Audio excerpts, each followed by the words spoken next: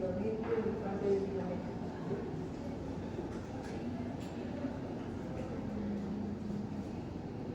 Sería un endometrio en la fase proliferativa o en la fase secretoria. ¿Cómo ven las glándulas?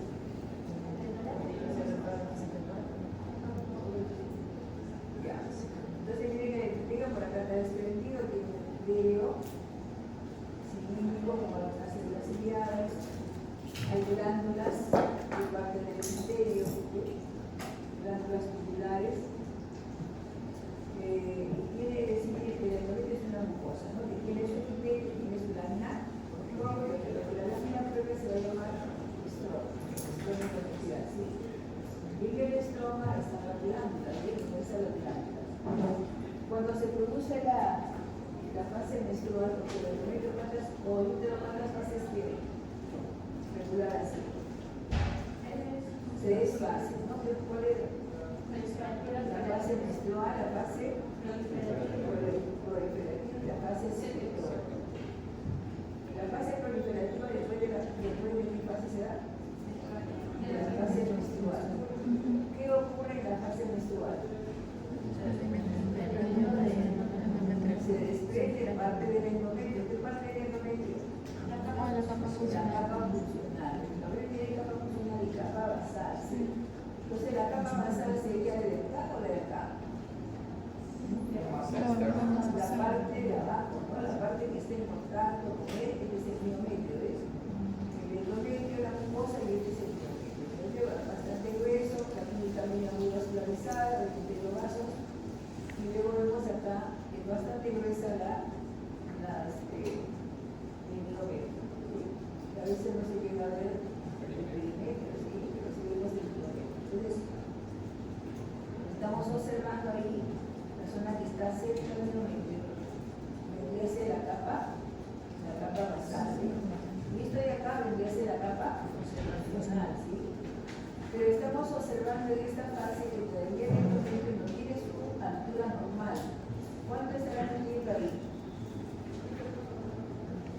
Más o menos dicen de 0,5 a 1 milímetro de llegar en esta fase proliferativa.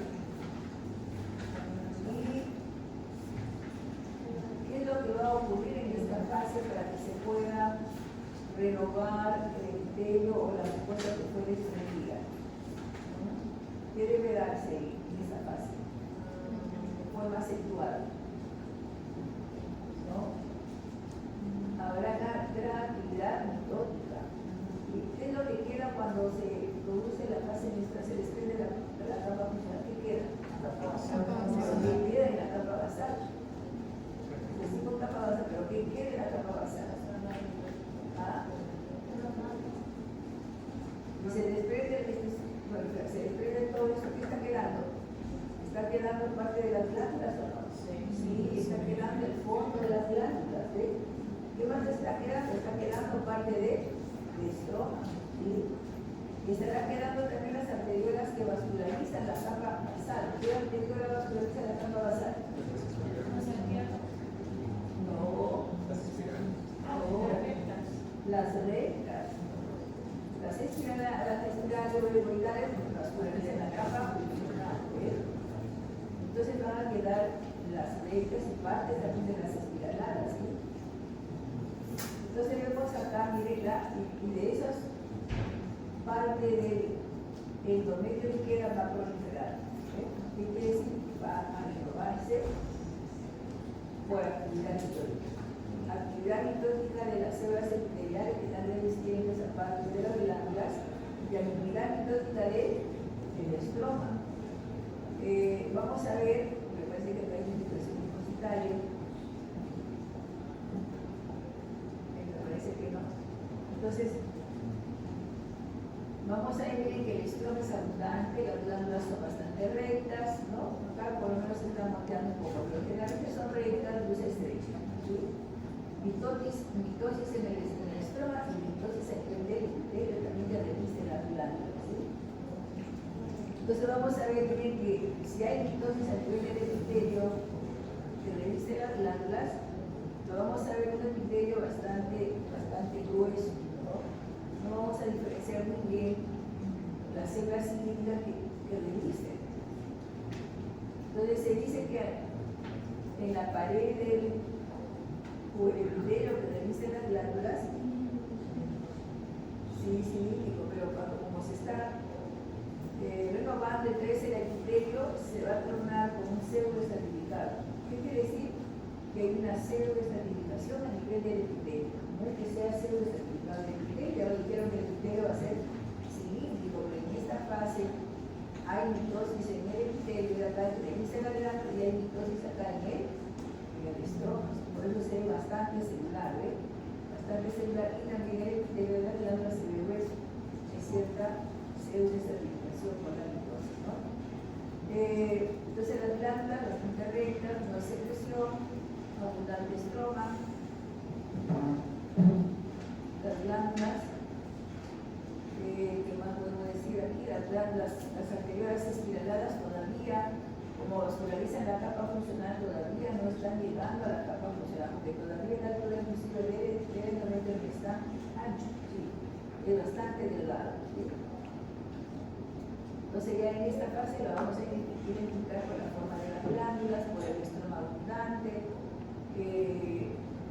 gran celularidad alrededor del estroma y el epitelio objetivo de la glándula es una pseudoestratificación. ¿Sí? ¿Qué estará pasando o quién está estimulando para que se dé esta fase? ¿Quién está estimulando? A ver, ¿quién estimula para que se dé dando la fase proliferativa? Los estrógenos. ¿Sí? Los estrógenos. ¿Y quién elabora los estrógenos?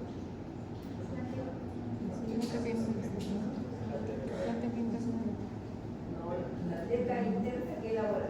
Que es la primera fase que se va a transformar en estrógenos. Entonces, la fase folicular que está dándose en el ovario se está produciendo a niveles altos de qué? De estrógenos. Entonces, eso está estimulando para que se dé esta fase proliferativa.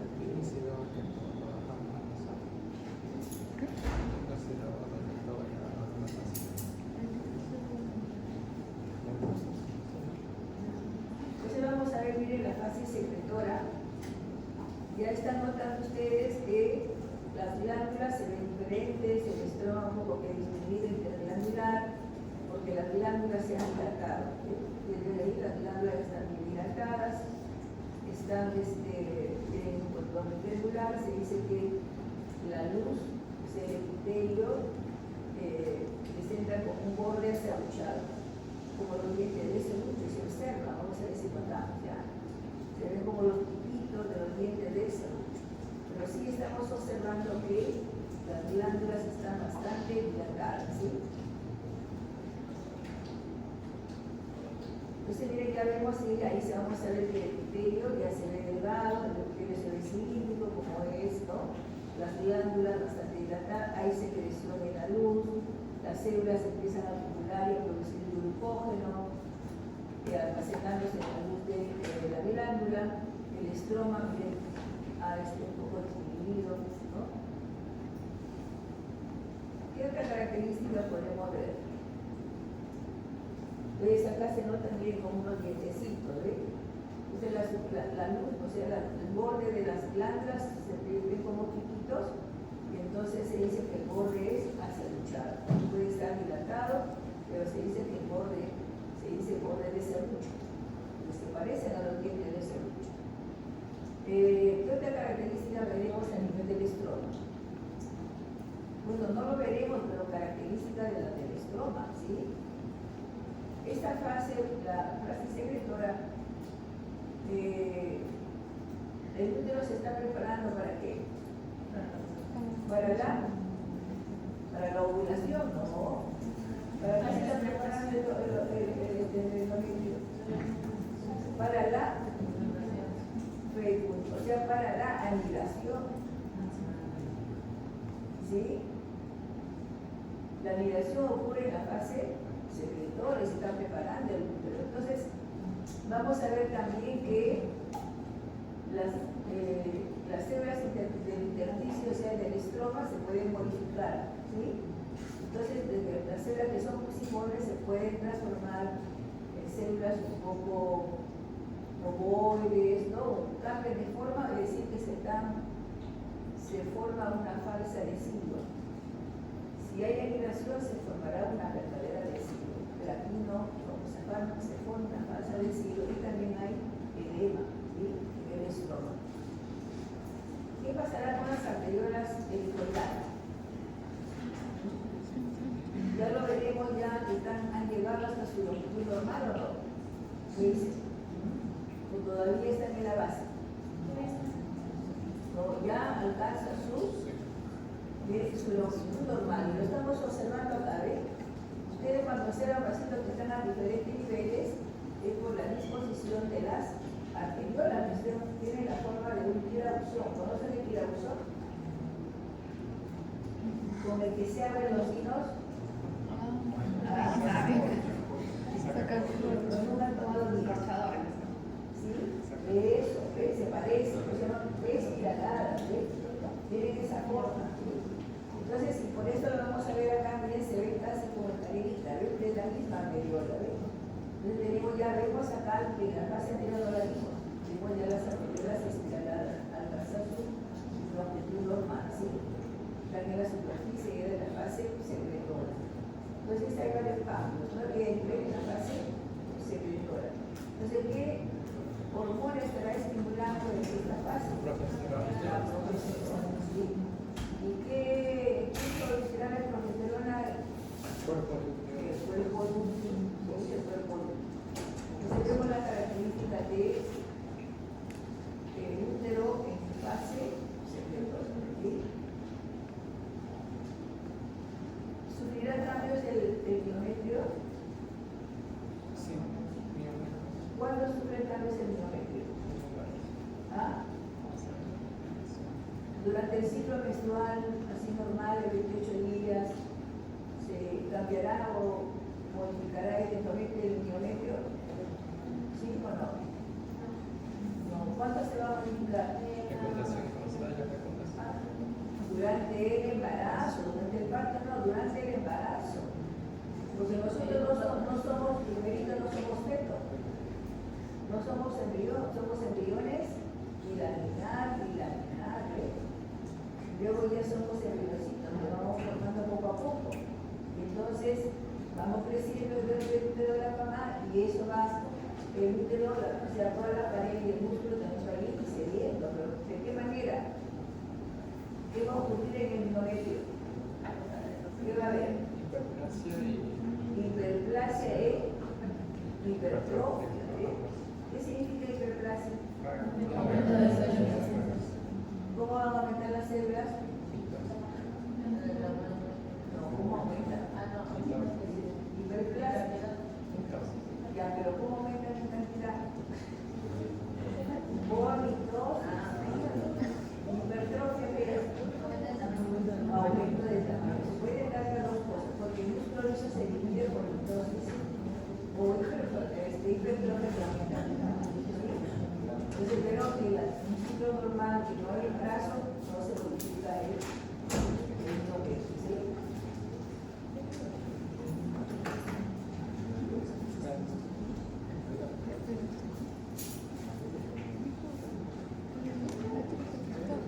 Ahora vamos a ver una parte del útero que corresponde al cervix, ¿no? El cervix es la parte casi final del útero que está en relación con la vagina, se imagina en la vagina, ¿no? Lo fluye la vagina. Por eso también se le llama hocico de tenca, digamos, ¿no, doctora? Hocico de tenca. Porque como que protruye fuera la vagina. Entonces, vamos a ver el canal cervical de tenca. Entonces ven ustedes acá, miren, este es el canal cervical. Y vamos a ver en el cervix debemos diferenciar. Ahí vamos a ver, ¿eh? Están observando ustedes que en el cervix se va a ver una reacción de epitelio, ¿sí? Y acá lo estamos observando, ¿no? ¿Qué epitelio se ve este acá?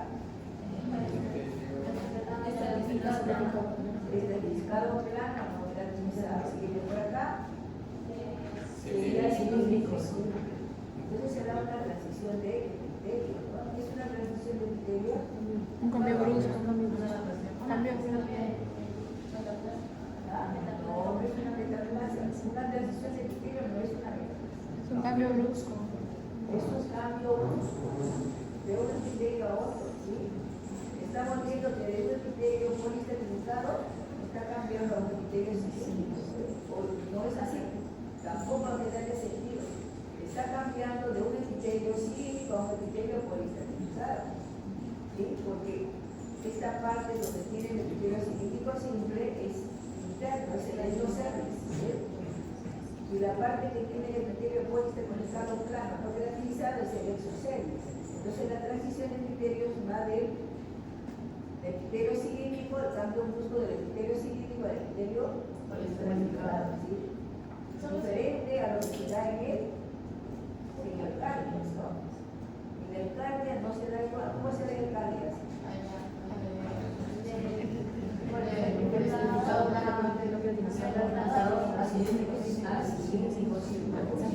A veces pone de cilíndrico simple a poliesterificado y eso está incorrecto. Acá sí. De cilíndrico simple a poliesterificado, porque vamos a ir donde es la parte interna externa. Entonces tenemos hasta este lado y este lado de la celular, ¿sí? En el endocervix, el endocervix es esta zona de acá, donde el epitelio es cilíndrico simple, pero produce abundante moco. Es un epitelio donde las células son bastante pálidas, ¿no? Entonces vamos a ver que en el endocervix hay glándulas o pliegues, ¿no? Por ahí. Miren ahí, ¿ve? Entonces estamos observando unas glándulas en el endocervix, ¿ve? El epitelio que reviste las glándulas también es igualito que el epitelio que lo reviste, ¿no? Las glándulas también tienen una luz irregular, muy parecido a las glándulas endometriales, ¿no? Muy parecidas a el epitelio que utiliza el epitelio. Son las glándulas cervicales o los cervicales producen también moco, ¿sí? Y el moco lo vierten a cada superficie. Pero cuando estas glándulas se atrofian o vierten la secreción, entonces las glándulas se van a ir dilatando y se van a transformar en lo que estamos viendo acá, ¿ve? Se han transformado en los quistes de Lambert, ¿ve? Entonces ven ustedes ahí, inclusive el epitelio, como se va dilatando el quiste, el epitelio ya no se ve cilíndrico, se ve público y se aplana, se llena de secreción, ¿ve? Entonces todos estos son quistes de... Ahí ven una glándula que se está atrofiando, ¿ve? Ven ustedes la glándula, está llenando de secreción, por acá todavía tiene el epitelio normal, por acá ya se está haciendo público, ¿ve? Entonces se aplana, cambia, ¿no? El quiste de nabo a nivel del endocervix, porque están los epitelios con las glándulas, ¿sí? Entonces vamos a ver, ahí están notando ya el cambio del epitelio. Sí, entonces ven ustedes acá, ¿no? Entonces, cilíndrico simple y poliesterificado. En la zona donde se produce el cambio, ahí se llama zona de transformación. ¿Qué significa zona de transformación? ¿Qué puede ocurrir ahí? ¿Puede ocurrir metaplasia, no? Sí, puede ocurrir metaplasia o puede darse también ¿qué? Puede darse el cáncer de cervix, ¿sí? Puede ocurrir cáncer de cervix, ¿sí? Entonces tenemos ahí desde el exocervix que se va a continuar con la vagina, porque la vagina tiene el mismo epitelio, ¿eh? Entonces tenemos el exocervix y en la parte interna el endocervix. Y estamos notando los quistes, tenemos quistes bastante grandes, quistes de nada. ¿Son patológicos, no, doctora? No, sí, en tales. No, no. Solo cuando son muy grandes, sí puede. Sí, se decía que no era, pero hay una lámina y de patología. No están considerados patológicos para nosotros. Sí. Entonces, esa es la característica del cuello de útero, ¿sí?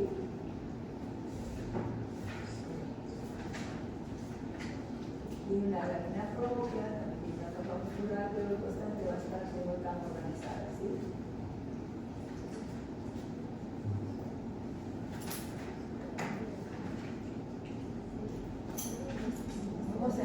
células también del epitelio tienen glucógeno, igual que la vagina, el epitelio de la vagina, porque el epitelio se continúa. Entonces vamos a ver vagina. También el moco que elabora las células cervicales también están estimuladas por las hormonas, los estrógenos y la progesterona. ¿Sí? Al final de la fase estrogénica, el moco se vuelve bastante acuoso, ¿sí? Transparente para que pueda enviar chicos a los espermatozoides, ¿no? En la fase progesterónica se vuelve viscoso, ¿no? Entonces limita el paso de los espermatozoides. Entonces vamos a ver acá ya la vagina, ¿ven? Tiene una serie de pliegues, vagina, que están observando ustedes ahí, ¿sí? Pliegues. Pero vamos a ver que el epitelio de la vagina es igual que el exocervix. El epitelio está pintado plano, no queratinizado. Observan que tiene una serie de papilas, ¿no? Tiene bastantes papilas, ¿eh?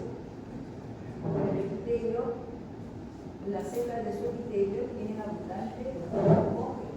Entonces, por eso los exocervix, que el citoplasma se ve pálido, por el glucógeno que sintetiza y lo almacena, ¿sí? Importante porque cuando se descaman estas células hacia la víbula final, el acto ácido cargador de dobra y se transforma en ácido láctico, ¿no? Es decir, va a promover ácido la vagina. Entonces vemos,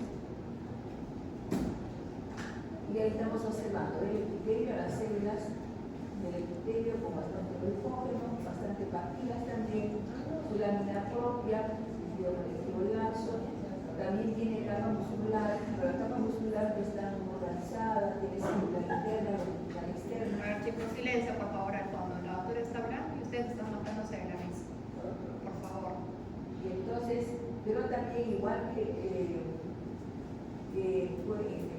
el exocervix también se tiene que diferenciar las células. Hay células basales, hay células parabasales, hay células intermedias y hay células superficiales, ¿sí? En el exocervix también es igual que el epitelio. Más que todo es importante para cuando se hace el papá Nicolau, ¿no, doctora? Papá Nicolau, para ver qué tipo de células predominan, si son normales o son anormales, ¿sí? También hasta acá, hasta las células del epitelio vaginal está estimulando los estrógenos y la progesterona, ¿sí? Entonces tenemos ahí la vagina con su epitelio bastante característico.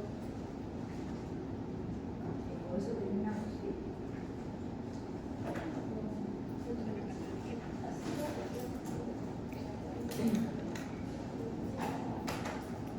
Muy bien, chicos. Entonces, de las patologías que vamos a ver hoy, una ya vimos la semana pasada en realidad, se hablaron de los pequeños miomas uterinos, así que ya no las vamos a ver hoy de nuevo. Se abordaron la semana pasada. Y hoy día vamos a ver patología cervical y patología del endometrio. Ya que vamos a empezar hablando por una patología que incluso la doctora mencionaba hace un ratito, que va a comprometer principalmente al epitelio endocervical. Eso que estamos viendo es, ¿qué tipo de epitelio?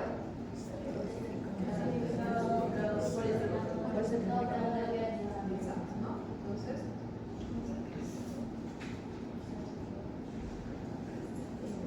acá, ¿no? Es el epitelio plano certificado, no queratinizado del exocervix.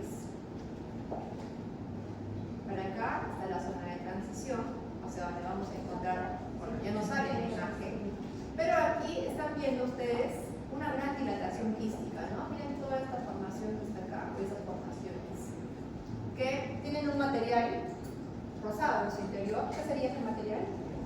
Moco, ¿no? Y que están delineadas por un epitelio de tipo endocervical. ¿Cómo es el epitelio del endocervix? Cilíndrico, simple moco secretor, ¿no? Por eso está lleno de moco. Pero en estos quistes pasa que como toda dilatación quística puede llegar a crecer tanto, que ese epitelio sí se puede llegar a, digamos, volver algo público o incluso aplanarse, ¿no? ¿Cómo se llamaban estas estructuras entonces? Quistes Quistes de la voz. Quistes de Naboth. ¿Qué son los quistes de Naboth entonces? Son dilataciones de las glándulas endocervicales. Dilataciones que en realidad son hallazgos incidentales que encontramos frecuentemente en los úteros, pero pueden llegar a, digamos, adquirir un tamaño considerablemente normal y en ese caso sí, digamos, se volverán patológicos, ¿no? Fuera de eso, en realidad son hallazgos incidentales. Entonces, ¿de qué tipo o de qué células están conformados? Básicamente por células endocervicales. ¿Ya? Hay una mucho más endocervicales, o sea, epitelio columnar simple que podía ser por la dilatación, dijimos hasta cúbico, incluso planado. Pero lo convencional era que sea cilíndrico, ¿no? Y acá estamos viendo cómo incluso, miren, este quiste se ha roto, ¿no? Y todo lo que estamos viendo acá es hemorragia, y esas células que están ahí comiéndose los eritrocitos son los macrófagos, ¿no? Entonces, esos quistes se pueden romper, si son muy grandes pueden romperse, pero bueno, eso no lo vamos a ver ahora acá. Bien, entonces miren, acá tenemos otro quiste en la bota también. Tenemos varios acá. Bien. Las otras láminas se las voy a mostrar en la computadora, porque no tenemos lámina hoy de todas. Vamos a ver una patología de cervix y una patología de endometrio.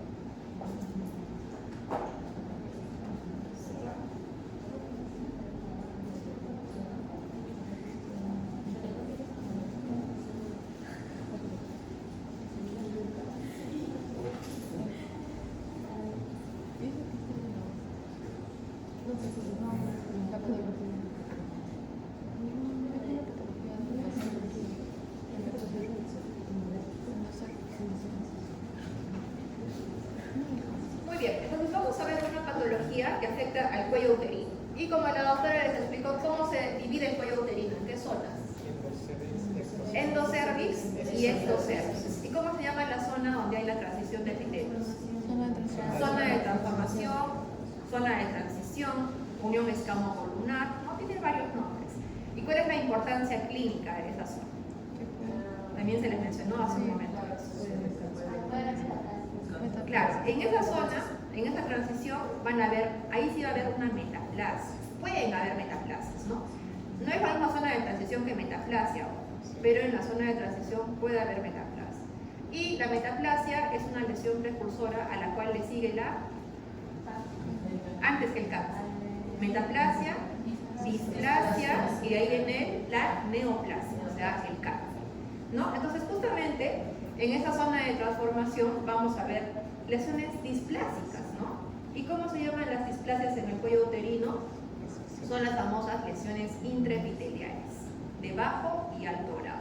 Ustedes ahí en la diapositiva tienen todavía la nomenclatura antigua, que es displasia cervical. Antes eran NIC 1, NIC 2, NIC 3, ¿no? Tal vez les suena un poco esa terminología, pero eso ya desapareció. Hoy en día se llama lesión intraepitelial de bajo y de alto grado. Y bueno, ¿cuál es el factor causante principalmente en la mayoría de casos? ¿Por qué se dan las displasias a nivel cervical? ¿Por qué el epitelio en la zona de transformación y en el ectocervix empieza a modificarse? VIH sí, puede ser, pero hay una infección mucho más frecuente. ¿Cuál? No, una infección viral, que es una enfermedad de transmisión sexual. El virus del papiloma humano. Y el virus del papiloma humano tiene diferentes serotipos, ¿no? Tiene oncogénicos y tiene no oncogénicos. Pero bueno, la infección por el papiloma va entonces a generar ciertos cambios en este epitelio cervical. Y son cambios que vamos a ir viendo progresivamente, ¿no? O sea, que demora más o menos entre 5 a 10 años desde que una mujer adquiere la infección hasta que empieza a manifestar histológicamente algunos signos de esta infección. Bien, entonces, ¿cuáles eran las capas del epitelio cervical, el exocervix? Bien. Superficial. Muy bien, son esas 4 capas, ¿no? Y esas 4 capas las vamos a poder ver, esas 4 tipos de células las vamos a ver en el papanicolado. Es lo que vemos los patólogos, ¿no? Justamente. Acá tenemos entonces, bueno, está un poco interrumpida la lámina, pero por acá debe estar la capa basal. Está medio raro ese corte, pero por aquí parece que está la basal. Estas que están más compactas son las parabasales. Todo esto que está por acá es el intermedio y las que están por aquí son las superficiales. Entonces ustedes, si afinan un poquito la vista, o si ven una lámina primero de un exocervix normal, verían que normalmente en la zona más superficial las células del ectocervix tienen citoplasma amplio y tienen núcleos muy pequeñitos. Pero aquí, si ustedes logran ver, sí se ven los citoplasmas amplios en la mayoría, pero los núcleos no se ven tan pequeñitos. Es más, ustedes desde donde están sentados seguramente ven todos los núcleos que están por acá, o en sus tablets también los ven, ¿no? Son núcleos bastante grandes. Y aquí vemos esos núcleos, ¿no? Fíjense cómo las células del estrato superficial empiezan a cambiar, los núcleos se vuelven a volver medios arrugados, parecen como unas casitas arrugadas, basófilos, o sea, tienen mucha hiperplasia, y tienen un halo alrededor que los está rodeando. Estas células tienen un nombre. ¿Alguien sabe cuál es el nombre de las células? ¿Cómo se llaman las células características de la infección por el virus del papiloma humano? Sí. Por ahí, yo creo. Coilocitos. Estos son los coilocitos. Cuando uno encuentra coilocitos en un epitelio cervical, eso indica una infección por papiloma, ¿no? Y usualmente este hallazgo se encuentra cuando una displasia es de bajo grado. Aquí, chicos, por favor, esta diapositiva está mal el nombre. No existe displasia cervical moderada o de bajo grado. O es de bajo grado o es de alto grado. ¿Ya? Hay ahí como tres nomenclaturas que están todas mezcladas. Para efectos de su examen es displasia cervical de bajo grado. Bien. Y las células que estamos viendo acá son los coilocitos. ¿Cómo dijimos que eran los coilocitos entonces? Células de citoplasma amplio, con núcleos basófilos hipercromáticos y con un halo perinuclear, ¿no? Y que eran representativos de la infección por el virus del papiloma humano. ¿En qué estrato del ectocervix encontrábamos a los coilocitos principalmente? Acá se ve, ¿no? Sobre todo en el estrato superficial, puede incluso estar un poquito en el intermedio, pero más que todo es en el estrato superficial. Bien, ¿y qué pasa con esta infección? Si a una paciente le encontramos esto, le ponemos la cruz, le decimos, señora, ¿va a tener cáncer? Afortunadamente, el 90% de las lesiones o las displasias de bajo grado regresionan. Y solo un 10% son las que van a progresar a una de alto grado y si tienen mala suerte, a una neoplasia, o sea, a un cáncer de cuello uterino. Bien, entonces, esto es una lámina de una displasia cervical de bajo grado. Y esto que estamos viendo acá son coilocitos y el cambio se llama atipia coilocitótica. ¿Bien? Estos están entonces relacionados a la infección por el virus del papiloma humano. ¿Qué otro factor de riesgo para papilomavirus hay? O sea, aparte de las relaciones sexuales, ¿qué otras personas tienen riesgo en sí para cáncer de cuello uterino en general? Aparte de la infección por el papiloma.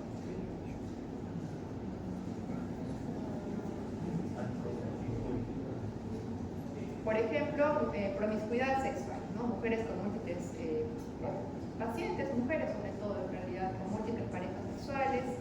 Recuerden que también el papilomavirus puede infectar al hombre, ¿no? Y en el hombre, ¿qué órgano compromete? En teoría seguramente también la mama. El pene. Y en el pene salen unas lesiones como coliflores. ¿Cómo se llamaban? Condiloma acuminado, ¿no? Entonces el hombre no se salva, chicos.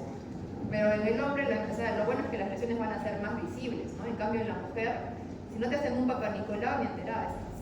Y te puedes morir literalmente. Bien, entonces esa es una displasia cervical de bajo grado. Y la otra patología que vamos a ver hoy, acá están los quistes de Nabor, ¿no? Ya lo vimos también, son dilataciones.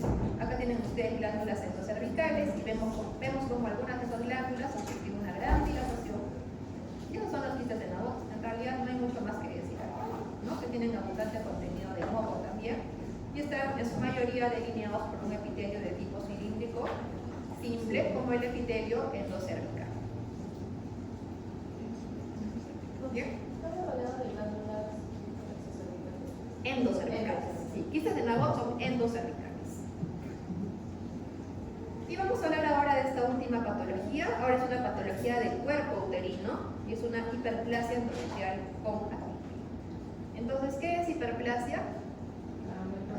Aumento del número de células. Ustedes recuerdan, hace un rato con la doctora vieron láminas de endometrio proliferativo, endometrio secretorio. ¿Cómo es la relación de las glándulas con el estroma en un endometrio normal? O sea, ¿están pegadas las glándulas una con la otra? ¿O hay un estroma que separa las glándulas? En cualquier etapa, ¿no? En la fase proliferativa, secretora, siempre va a haber un estroma. Pero pasa que hay estados patológicos donde hay tanta proliferación glandular que vamos a ver lo que están viendo ustedes acá.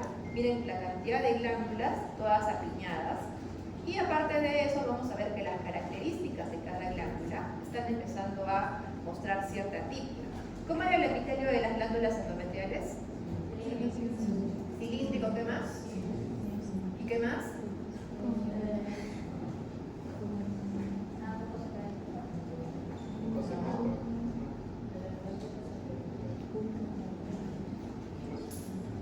Pero hay una pregunta de esto, creo, ¿no? De acuerdo. ¿Cómo es el epitelio del endometrio?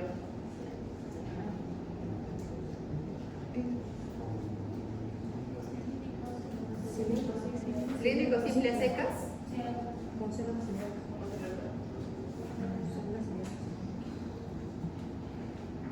Vamos, chicos. Completo, por favor. Cilíndrico, simple. Con células ciliadas, ¿no? Y algunas no ciliadas también, porque tienen también funciones secretoras. Bien, entonces, dentro de ese epitelio, vamos a empezar a ver que aquí todavía vemos la morfología cilíndrica, pero vemos que por ahí algunos núcleos de los que están localizados basalmente empiezan a localizarse apicalmente, ¿no? Algunos están empezando a desordenarse. ¿Cómo se llama eso? Pérdida de la polaridad. O sea, la polaridad que debe guardar el núcleo hacia la base la va perdiendo y se va desordenando. Esos cambios quieren atipia y dan el diagnóstico de hiperplasia endometrial con atipia. ¿En qué mujeres va a pasar eso? ¿En cualquier mujer? ¿Es mala suerte? ¿O tiene que haber algo que esa mujer tiene, tal vez, que la va a predisponer con mayor facilidad?